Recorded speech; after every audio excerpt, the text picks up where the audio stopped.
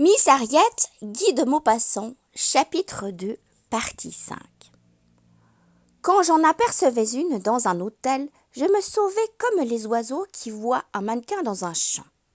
Celle-là, cependant, me paraissait tellement singulière qu'elle ne me déplaisait pas.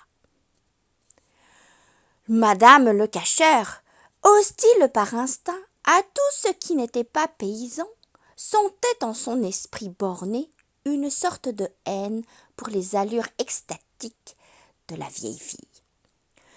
Elle avait trouvé un terme pour la qualifier, un terme méprisant assurément, venu je ne sais comment sur ses lèvres, appelé par je ne sais quel confus et mystérieux travail d'esprit.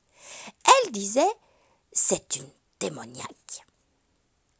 Et ce mot, collé sur cet être austère et sentimental, me semblait d'un irrésistible comique. Je ne l'appelais plus moi-même que la démoniaque, éprouvant un plaisir drôle à prononcer tout haut ces syllabes en l'apercevant. Je demandai à la mère le cachère. « Eh bien, qu'est-ce que fait notre démoniaque aujourd'hui ?» Et la paysanne répondait d'un air scandalisé. « Croyez-vous, monsieur, qu'elle ait ramassé un crapaud dont on avait pilé la patte et qu'elle ait porté dans sa chambre et qu'elle ait mis dans sa cuvette et qu'elle ait mis un pansage comme à un homme, si c'est pas une profanation ?» Une autre fois, en se promenant au pied de la falaise, elle avait acheté un gros poisson que venait de pêcher rien que pour le rejeter à la mer. Et le matelot, bien que payé largement, l'avait injuriée à profusion, plus exaspérée que si elle avait eu pris son argent dans sa poche.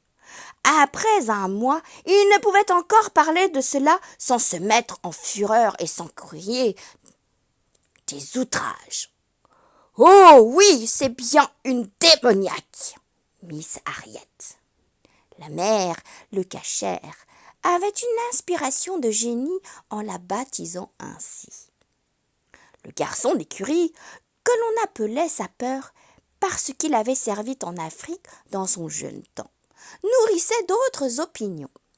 Il disait d'un air malin « Ça, c'est une ancienne, qu'a fait son temps. » Si la pauvre fille avait su, la petite bonne Céleste ne la servait pas volontiers, sans que j'eusse pu comprendre pourquoi.